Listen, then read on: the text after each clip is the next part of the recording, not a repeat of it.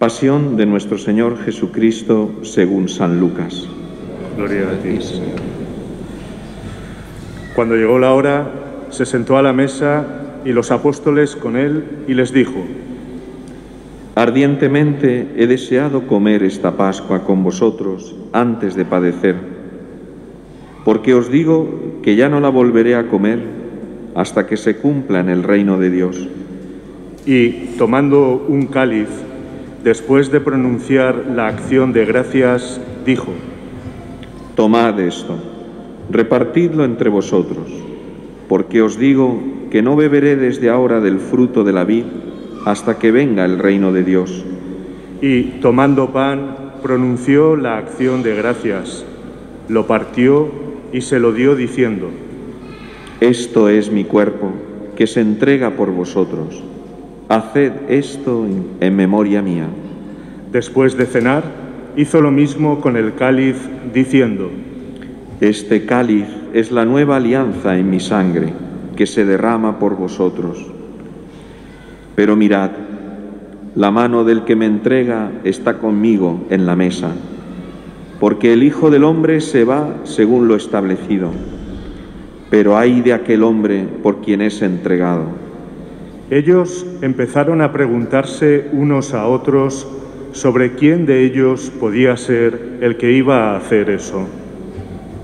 Se produjo también un altercado a propósito de quién de ellos debía ser tenido como el mayor, pero él les dijo: Los reyes de las naciones las dominan, y los que ejercen la autoridad se hacen llamar bienhechores. Vosotros no hagáis así, sino que el mayor entre vosotros se ha de hacer como el menor, y el que gobierna como el que sirve. Porque ¿quién es más, el que está a la mesa o el que sirve? ¿Verdad que el que está a la mesa? Pues yo estoy en medio de vosotros como el que sirve. Vosotros sois los que habéis perseverado conmigo en mis pruebas, y yo preparo para vosotros el reino como me lo preparó mi Padre a mí, de forma que comáis y bebáis a mi mesa en mi reino y os sentéis en tronos para juzgar a las 12 tribus de Israel. Simón, Simón, mira que Satanás os ha reclamado para cribaros como trigo, pero yo he pedido por ti para que tu fe no se apague, y tú, cuando te hayas convertido, confirma a tus hermanos. Él le dijo: Señor, contigo estoy dispuesto a ir incluso a la cárcel y a la muerte. Pero él le dijo: Te digo, Pedro, que no cantará hoy el gallo antes de que 3 veces hayas negado conocerme. Y les dijo: Cuando os envié sin bolsa, ni alforja, ni sandalias, ¿os faltó algo? Dijeron: Nada. Jesús añadió: Pero ahora, el que tenga bolsa, que la lleve consigo, y lo mismo la alforja, y el que no tenga espada, que venda su manto y compre una, porque os digo que es necesario que se cumpla en mí lo que está escrito. Fue contado entre los pecadores, pues todo lo que se refiere a mí toca a su fin. Ellos dijeron: Señor, aquí hay 2 espadas. Él les dijo: Basta. Salió y se encaminó, como de costumbre, al monte de los Olivos, y lo siguieron los discípulos. Al llegar al sitio, les dijo: Orad para no caer en la tentación. Y se apartó de ellos como a un tiro de piedra, y, arrodillado, oraba diciendo: Padre, si quieres, aparta de mí ese cáliz, pero que no se haga mi voluntad, sino la tuya. Y se le apareció un ángel del cielo que lo confortaba. En medio de su angustia, oraba con más intensidad, y le entró un sudor que caía hasta el suelo, como si fueran gotas espesas de sangre. Y levantándose de la oración, fue hacia sus discípulos. Los encontró dormidos por la tristeza, y les dijo: ¿Por qué dormís? Levantaos y orad para no caer en tentación. Todavía estaba hablando cuando apareció una turba. Iba a la cabeza el llamado Judas, uno de los 12, y se acercó a besar a Jesús. Jesús le dijo: Judas, ¿con un beso entregas al Hijo del Hombre? Viendo los que estaban con él lo que iba a pasar, dijeron: Señor, ¿herimos con la espada? Y uno de ellos hirió al criado del sumo sacerdote y le cortó la oreja derecha. Jesús intervino diciendo: Dejadlo, basta. Y, tocándole la oreja, lo curó.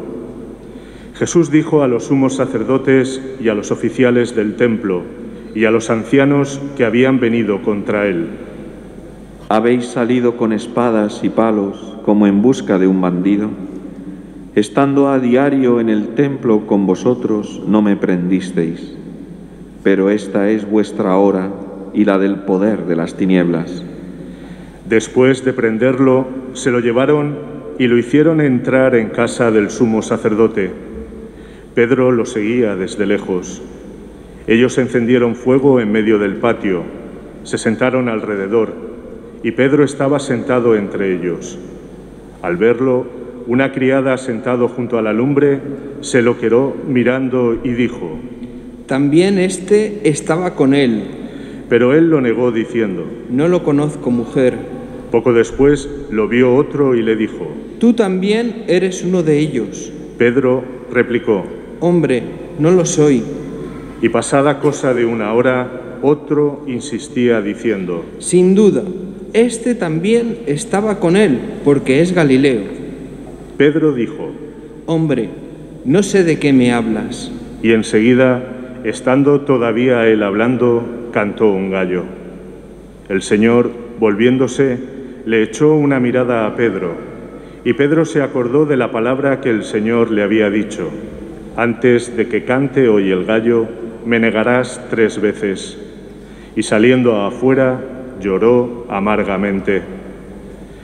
Y los hombres que tenían preso a Jesús se burlaban de él dándole golpes, y, tapándole la cara, le preguntaban diciendo: Haz de profeta, ¿quién te ha pegado? E insultándolo, proferían contra él otras muchas cosas. Cuando se hizo de día, se reunieron los ancianos del pueblo con los jefes de los sacerdotes y los escribas.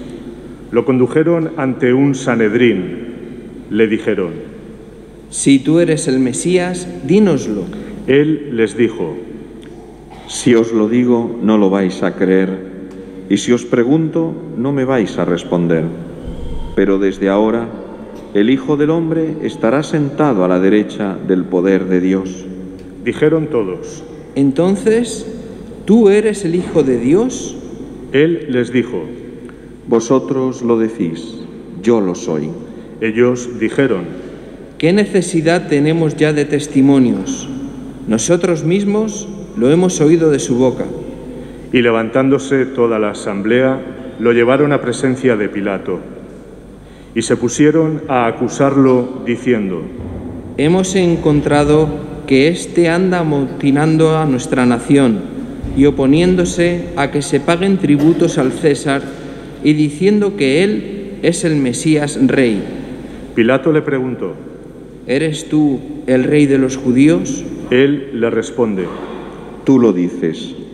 Pilato dijo a los sumos sacerdotes y a la gente: No encuentro ninguna culpa en este hombre. Pero ellos insistían con más fuerza, diciendo: Solivianta al pueblo enseñando por toda Judea, desde que comenzó en Galilea hasta llegar aquí.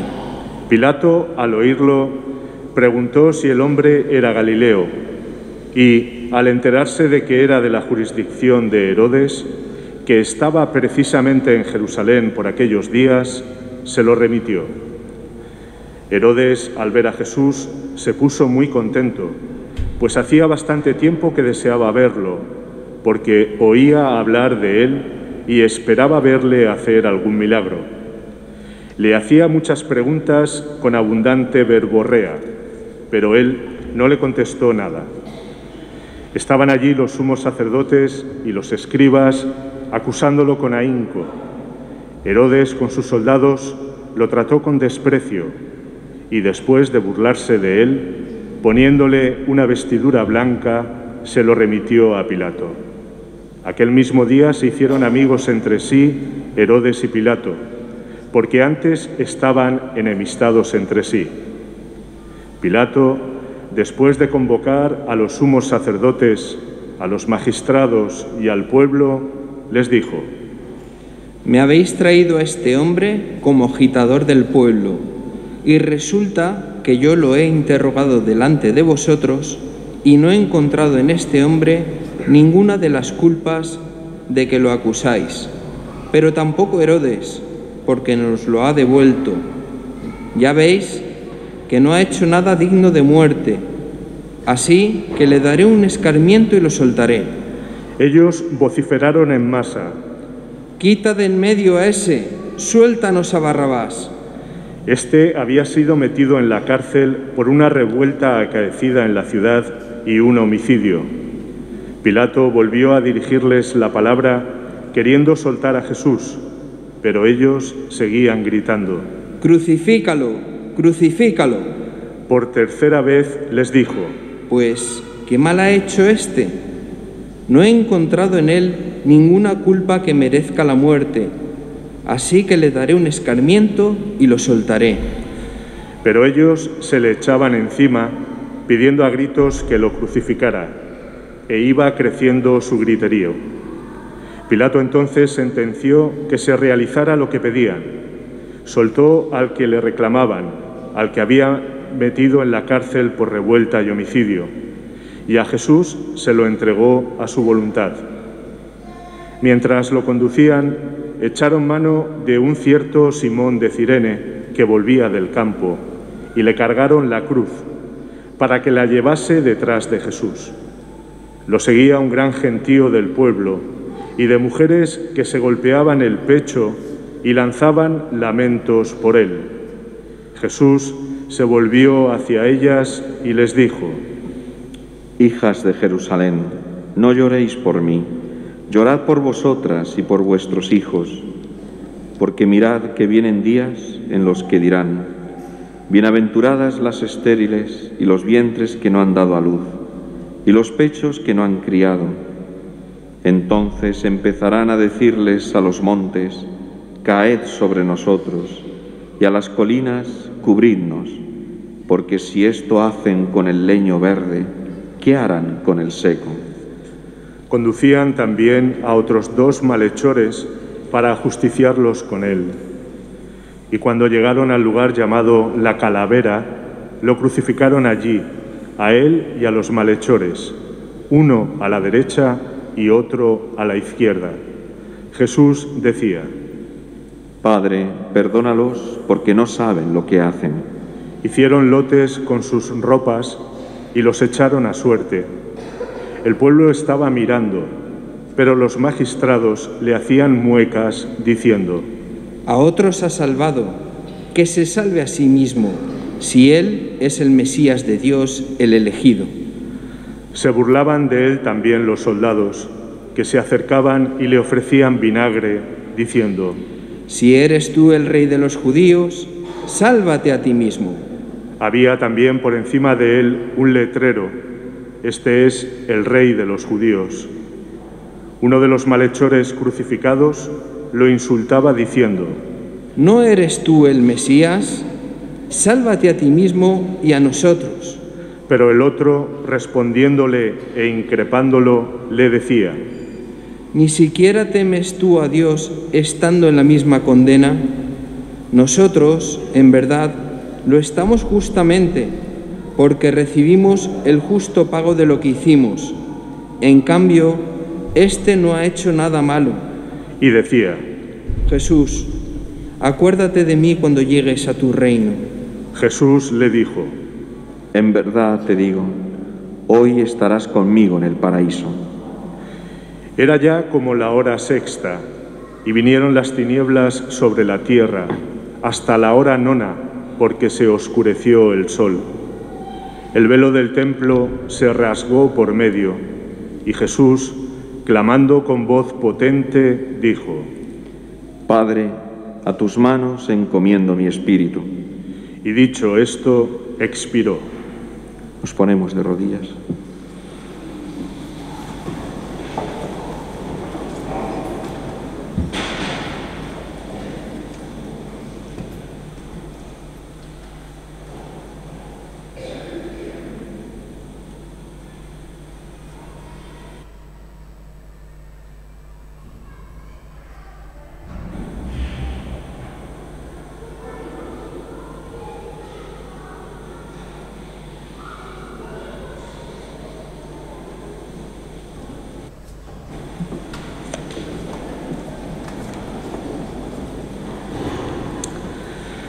El centurión, al ver lo ocurrido, daba gloria a Dios, diciendo: realmente este hombre era justo. Toda la muchedumbre que había concurrido a este espectáculo, al ver las cosas que habían ocurrido, se volvía dándose golpes de pecho. Todos sus conocidos y las mujeres que lo habían seguido desde Galilea se mantenían a distancia viendo todo esto. Había un hombre llamado José, que era miembro del Sanedrín, hombre bueno y justo. Este no había dado su asentimiento ni a la decisión ni a la actuación de ellos. Era natural de Arimatea, ciudad de los judíos, y aguardaba el reino de Dios. Este acudió a Pilato y le pidió el cuerpo de Jesús, y, bajándolo, lo envolvió en una sábana y lo colocó en un sepulcro excavado en la roca, donde nadie había sido puesto todavía. Era el día de la preparación y estaba para empezar el sábado. Las mujeres que lo habían acompañado desde Galilea lo siguieron y vieron el sepulcro y cómo había sido colocado su cuerpo. Al regresar, prepararon aromas y mirra, y el sábado descansaron de acuerdo con el precepto. Palabra del Señor. Gloria a ti, Señor Jesús. Podéis sentaros.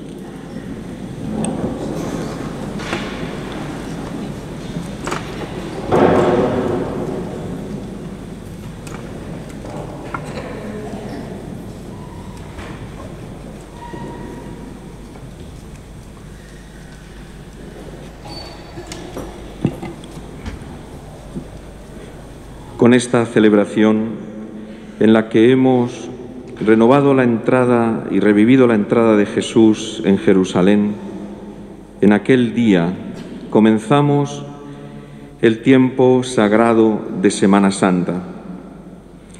Y lo hacemos acompañados y guiados por el relato, la narración de la pasión de Cristo, de nuestro Señor. Inclinando la cabeza, entregó el Espíritu, clamando con voz fuerte: Padre, a tus manos encomiendo mi espíritu. Ahora ha terminado todo. Nos cuesta realmente creer que Jesús haya muerto. Jesús, ¿qué es lo que te hemos hecho? ¿Por qué te hemos llevado a la muerte? ¿Por qué no te hemos querido? ¿Por qué no te hemos creído? ¿Por qué hemos vivido de espaldas a ti? ¿Por qué no te hemos amado como tú te lo mereces? Y sobre todo, y por encima de todas las preguntas y de todas las dudas, Jesús, ¿por qué nos quieres tanto? ¿Qué ves en nosotros? Que te has enamorado de cada uno de nosotros y ese amor te ha llevado a dar tu vida por nosotros. Esta Semana Santa es una ocasión única para descubrir el valor de nuestra vida, porque si Cristo ha dado la vida por ti, eso quiere decir que tú tienes un valor inmenso, que todo un Dios es capaz de entregarse a la muerte por tu amor. ¿Cuánto vales? ¿Cuánto lo mereces? ¿Y cómo tiene que ser tu vida a partir de ahora? Es una semana única para descubrir el valor inmenso de tu vida y sobre todo el amor inmenso que rodea tu vida, el amor de un Dios que se hace uno como nosotros para cargar con nuestros pecados. Esta Semana Santa está pensada para hacer revivir nuestro bautismo, para que nosotros, por decirlo de una manera sencilla y coloquial, renovemos nuestra muerte y resurrección en Cristo, para que volvamos a descubrir la hermosura de ser cristiano que hemos recibido el día de nuestro bautismo. Para algunos una fecha lejana, para otros más reciente, porque habéis sido bautizados hace poco tiempo, relativamente. Pues ya vais creciendo también, ¿eh? Pero todos unidos en el mismo bautismo. El bautismo es sumergirnos en el amor de Dios, que nos hace participar en la muerte y en la resurrección de Cristo. Es decir, morir a todo lo que no es Dios, morir a todo lo que no ama a Dios, para vivir una vida nueva, la vida de Cristo, para identificarnos con Él, asemejarnos a Él, hacernos una misma cosa con Él, de tal manera que podamos decir en nuestra vida: no soy yo quien vive, sino que es Cristo quien vive en mí. Así lo decía San Pablo.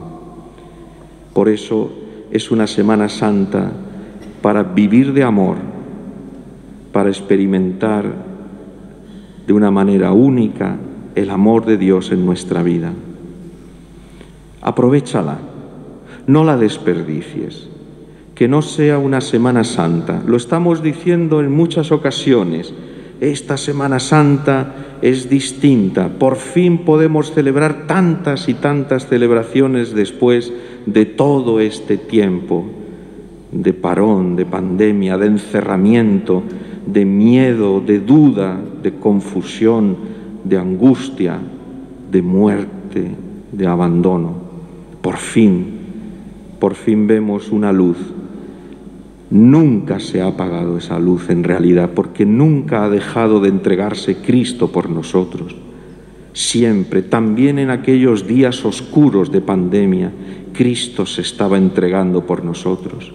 Y esa es la luz que ilumina nuestra vida. Este año podemos descubrirlo también de una manera nueva. Por eso hay que aprovecharla. ¿Qué esperas de Cristo en estos días?